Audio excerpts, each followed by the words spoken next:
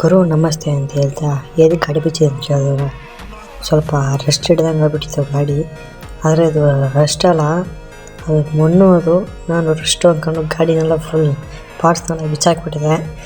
ಬಿಚ್ಚಾಕ್ಬಿಟ್ಟು ಹಂಗೆ ಬಿಚ್ಚಾಕಿಂದಲ್ಲ ಅಂದ್ಬಿಟ್ಟು ನಾನು ಕ್ಲೀನ್ ಮಾಡಿಬಿಟ್ಟು ಏನೋ ನೀಟಾಗಿ ಆಮೇಲೆ ಸ್ವಲ್ಪ ಆಲ್ಟ್ರೇಷನ್ ಮಾಡೋಣ, ಗಾಡಿ ಸ್ಪೀಡ್ ಹೋಗೋಕ್ಕೆ ಅಂದ್ಬಿಟ್ಟು ಇದು ಮಾಡಿದೆ. ಅದಕ್ಕೆ ಥರ ಅದೇ ಆ ಏರ್ ಫಿಲ್ಟ್ರಲ್ಲಿ ಸೈಡ್ ನಾಸಲ್ ಬರ್ತದೆ, ಅದನ್ನೇ ಹಾಕ್ಬಿಟ್ಟು ಎಣ್ಣೆ ಹೊಂಡಿಸ್ಬಿಟ್ಟೆ. ಅದಕ್ಕೆ ಕುಡ್ಡು ಬರುತ್ತಲ್ಲ ಅದ್ರಲ್ಲಿ ಹೊಂಡಿಸ್ಬಿಟ್ಟು ಸೆಟ್ ಆಗುತ್ತೆ ನೋಡೋಣ ಮಾಡಿದೆ.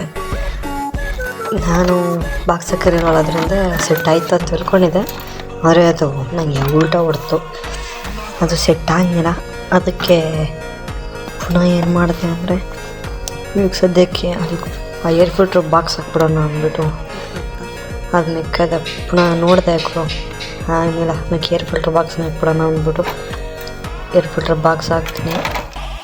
ಏರ್ ಫಿಲ್ಟ್ರ್ ಬಾಕ್ಸ್ ಹಾಕ್ಬಿಟ್ಟು ಬೇರೆ ಡೇ ಮಾಡೋಣ ಅಂದ್ಬಿಟ್ಟು ಅವರು ಏರ್ ಫಿಲ್ಟ್ರ್ ಬಾಕ್ಸ್ ಹಾಕ್ದವರು ಮ್ಯಾಕೆ ಅದು ಹಾಕ್ಬಿಟ್ಟು ಮ್ಯಾಕ್ ತಿರ್ಸ್ಬಿಟ್ಟು ಮುಂದಕ್ಕೊಂದು ರಬ್ಬರ್ ಹಾಕ್ಬಿಟ್ಟು ಕುಂತಿದ್ದೀನಿ ಅವರು. ಸೊ ಅಲ್ಟೇ ಬರುತ್ತೆ.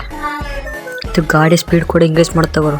ಓಕೆ ಬಾಯ್ ಗುರು, ಇನ್ನೊಂದು ದಿನ ಮೀಟ್ ಆಗೋಣ ಅಂತ ಹೇಳ್ತಾ ಬಾಯ್.